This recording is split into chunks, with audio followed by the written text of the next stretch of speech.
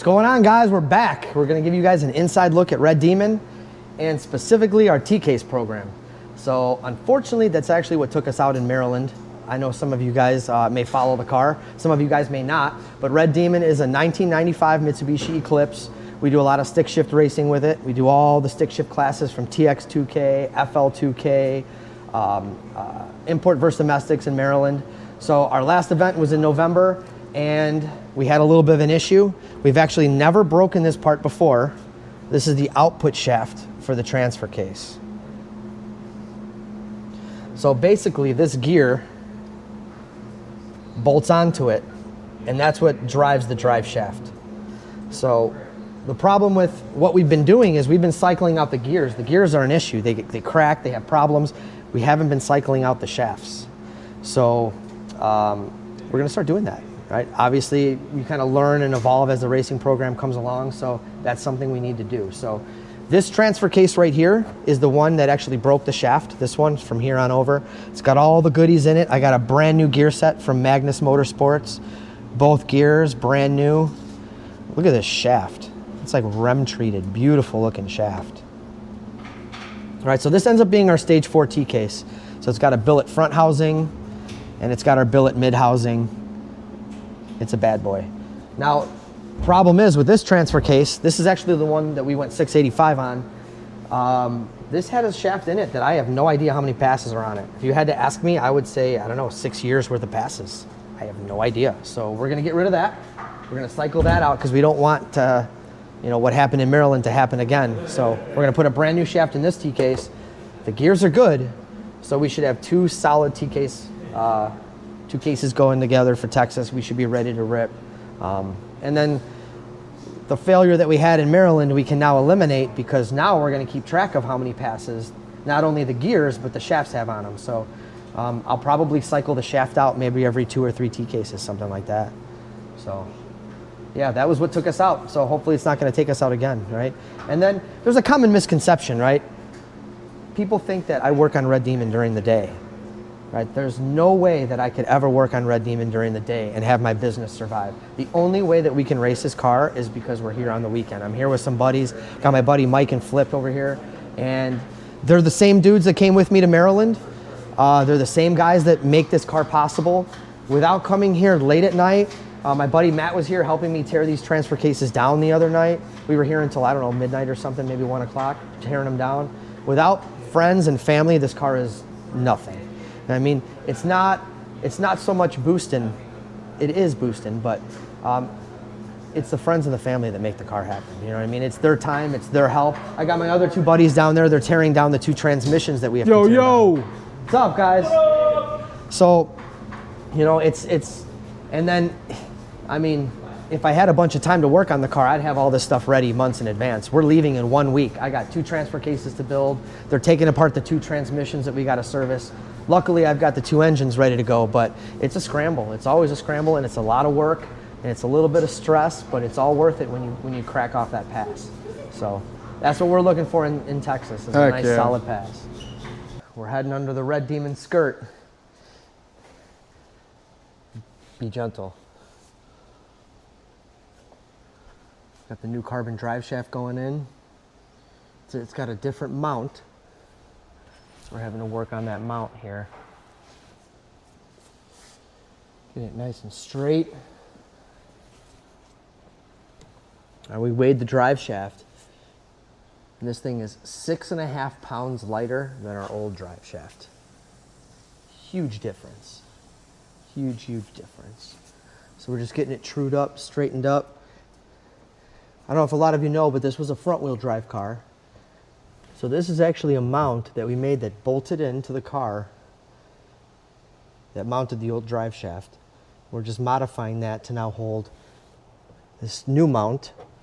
So essentially this adapter will work for both drive shafts now.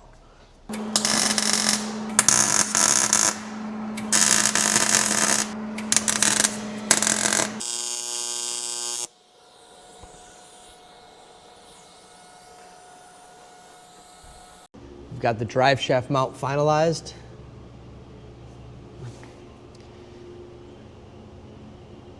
And we're just checking the straightness.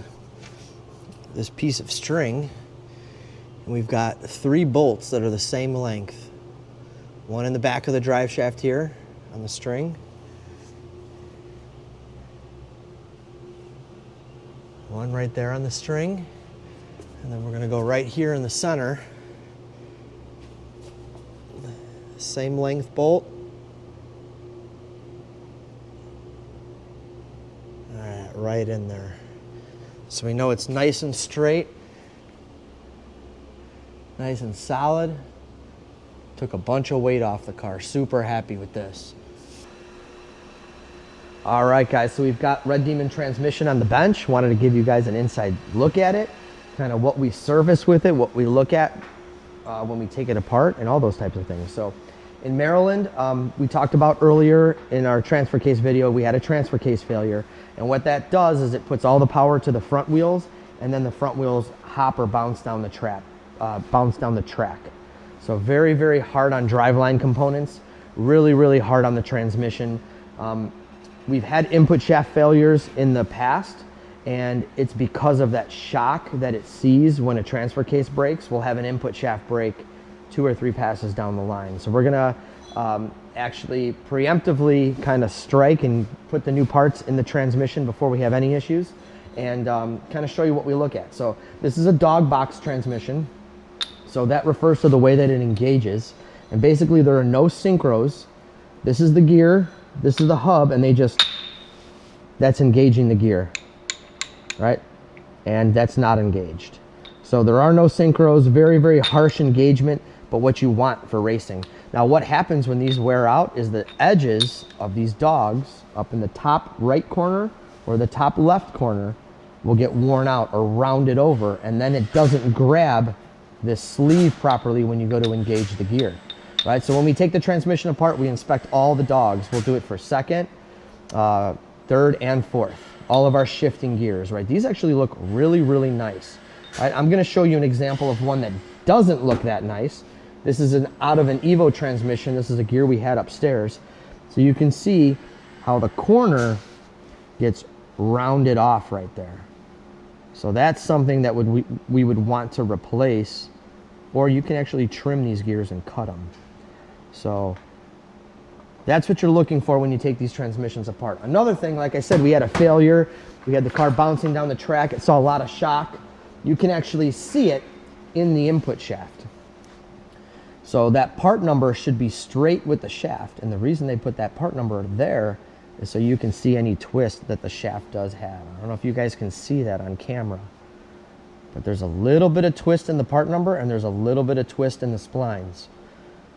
And that's because of that shock that it saw. Right, so our good buddies over at PPG got us a brand new input shaft. We're gonna slide that in the transmission so we don't see any issues.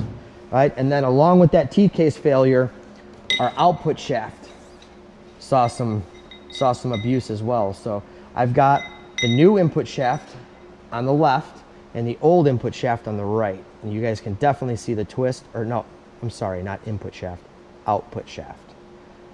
This is our 300M transmission output shaft. Right, and these, we've never broken one of our output shafts. If this were a factory unit and it sees that shock, it would just break and leave you stranded on the track. These will bend, and we can continue using this. I'm just opting not to, right? You can actually see the splines are twisted, and you can see where this bar is rubbing unevenly on the inside.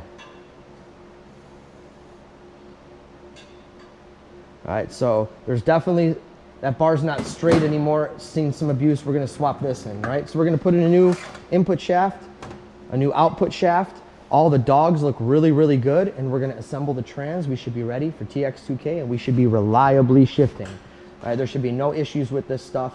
The gear sets all look really, really good, and those 2 weak links we're gonna take care of. So, inside glimpse.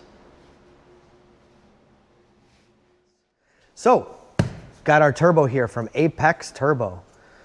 About to break the seal on her. Gotta always love that.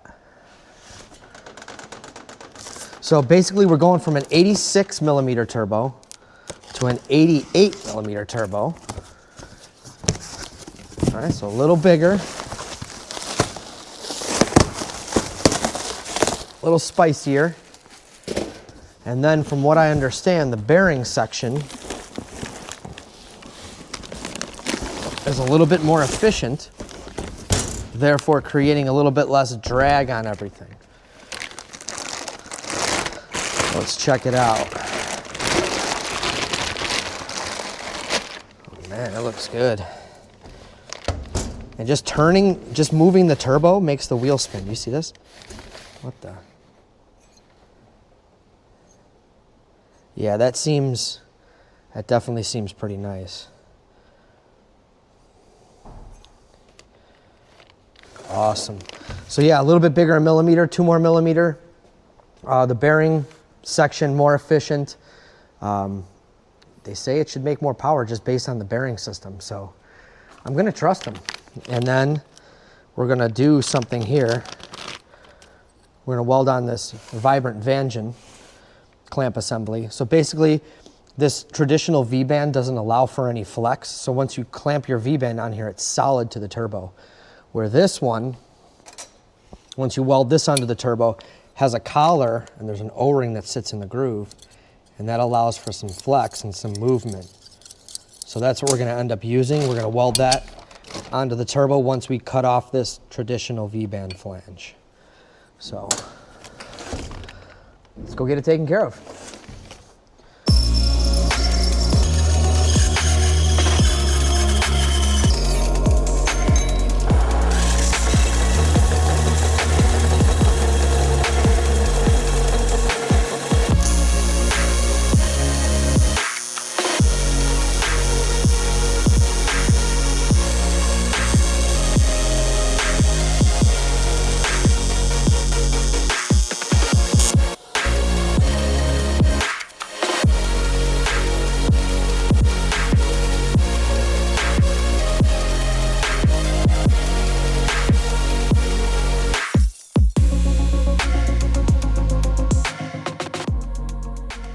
All right, so we got the new turbo on the car, guys. Like we talked about, it's got that slightly bigger compressor wheel, more efficient bearing section. But some of you guys might not know about Apex turbos and what makes these unique. So most turbochargers have a nut on the center of the compressor wheel that you can like physically put a socket on and tighten, right? The problem with that is a nut can't flow air, right? So what this does is it's basically a hubless design to where it comes to a point.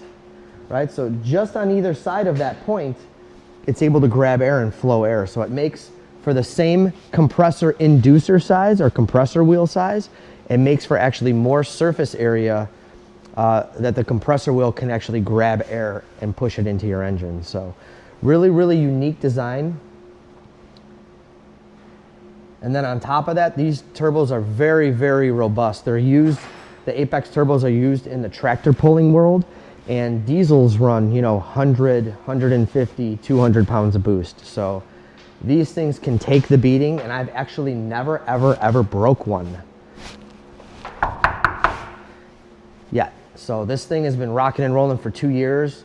Really, really happy with it. It's added a level of reliability to the racing program that we were looking for. So here we come, TX2K.